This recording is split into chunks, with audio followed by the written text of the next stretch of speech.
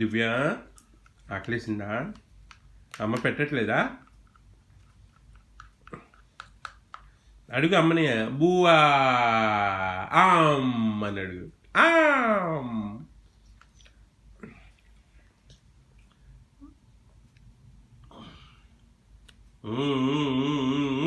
యమ్మీ యమ్మీ.